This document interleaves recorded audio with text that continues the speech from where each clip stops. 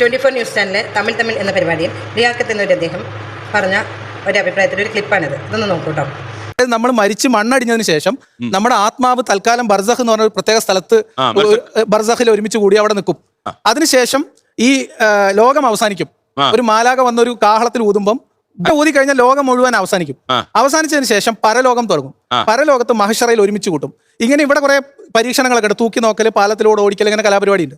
അപ്പൊ ഈ സമയത്ത് വീണ്ടും ഈ ലോകം അവസാനിച്ചതിന് ശേഷം ഈ പുള്ളി ഒന്നും കൂടി ഊതും. ആ ഊത്തിൽ എന്ത് ചെയ്യുന്ന വെച്ചാൽ മരിച്ച് മണ്ണടിഞ്ഞ എല്ലാവരും എഴുന്നേറ്റ് വരും.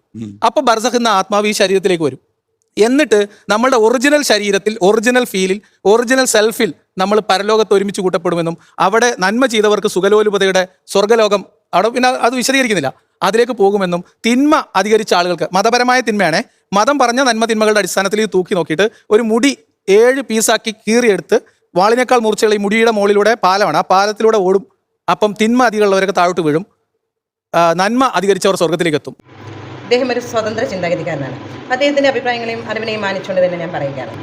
നമുക്ക് സ്വതന്ത്രമായി ചിന്തിക്കാം, അഭിപ്രായം പറയാം.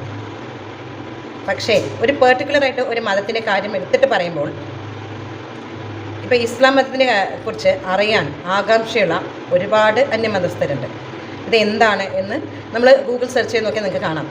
എത്ര കാര്യങ്ങളാണ് ഓരോരുത്തരും ചോദിച്ചുകൊണ്ടിരിക്കുന്നത്. അപ്പോൾ ഇതിനെക്കുറിച്ച് അറിയാൻ താല്പര്യമുള്ളവർ ഇതുമാതിരിയുള്ള കാര്യങ്ങൾ കേൾക്കുമ്പോൾ ഒരു നെഗറ്റീവ് എഫക്റ്റ് ആയിരിക്കും ഉണ്ടാവുക അവർക്ക്. അപ്പോൾ നമുക്ക് അറിയുന്ന കാര്യങ്ങളെക്കുറിച്ച് നമ്മൾ നന്നായിട്ട് സംസാരിക്കാം. അല്ലെങ്കിൽ നമ്മൾ കൂടുതൽ വ്യക്തത വരുത്തണം. മതത്തിൻ്റെ കാര്യങ്ങൾ എന്താണ് എന്ന് കൂടുതൽ വ്യക്തത വരുത്തിയിട്ട് മാത്രമേ അതിനെ നമ്മൾ നെഗറ്റീവായിട്ട് പറയാൻ പാടുള്ളൂ. അപ്പോൾ ഇദ്ദേഹം പറയുന്നതിൻ്റെ മതം അനുശാസിക്കുന്ന നിയമങ്ങളെക്കുറിച്ച് പറയുകയാണെങ്കിൽ പ്രധാനമായിട്ടും പറയാനുള്ളത് 5 നേരത്തെ നമസ്കാരവും നോമ്പൊക്കെയാണ്. അപ്പോൾ ഇതിന് ആർക്ക് വേണ്ടിയാണ്? ഇത് മനുഷ്യന് വേണ്ടിയാണോ അതോ അള്ളാഹുവിന് വേണ്ടിയാണോ? ഇതുകൊണ്ട് മനുഷ്യന് കിട്ടുന്ന ഗുണങ്ങൾ എന്തൊക്കെയെന്ന് നമുക്കൊന്ന് ജെമിനിയോട് ചോദിച്ചു നോക്കാം അല്ലേ? ഹായ് ജെമിനി, നമസ്കാരം കൊണ്ട് മനുഷ്യർക്ക് എന്തെല്ലാം ഗുണങ്ങളുണ്ടെന്നാണ് ശാസ്ത്രീയമായി തെളിയിക്കപ്പെട്ടിട്ടുള്ളത്? നമസ്കാരം കൊണ്ട് ശരീരത്തിന് ഒരുപാട് ഗുണങ്ങളുണ്ട്. അത് നമ്മുടെ ഫ്ലെക്സിബിലിറ്റിയും സ്ട്രെങ്ത്തും കൂട്ടും. നട്ടെല്ലിനും മാംസപേശികൾക്കും നല്ലൊരു വ്യായാമമാണ്.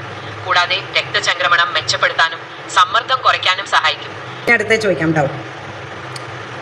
ഹായ് ജെമിനി, നോമ്പ് കൊണ്ട് നമ്മുടെ ശരീരത്തിന് കിട്ടുന്ന ഗുണങ്ങൾ എന്തൊക്കെയാണ്? നോമ്പ് പലതരത്തിൽ ശരീരത്തിന് ഗുണകരമാണ്.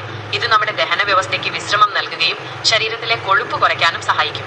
കൂടാതെ രക്തത്തിലെ പഞ്ചസാരയുടെ അളവ് നിയന്ത്രിക്കാനും ചിലപ്പോൾ ഇൻസുലിൻ പ്രതിരോധം മെച്ചപ്പെടുത്താനും സഹായകമാകും. ശാസ്ത്രീയമായ തെളിവുകൾ പലതും നോമ്പ് ഹൃദയാരോഗ്യം മെച്ചപ്പെടുത്തുമെന്നും വീക്കങ്ങൾ കുറയ്ക്കുമെന്നും കാണിക്കുന്നു. ഇപ്പം മനസ്സിലായിട്ടുണ്ടാവും ഈ നോമ്പും നിസ്കാരവും ഒക്കെ മനുഷ്യർക്ക് വേണ്ടിയാണെന്ന് അല്ലേ?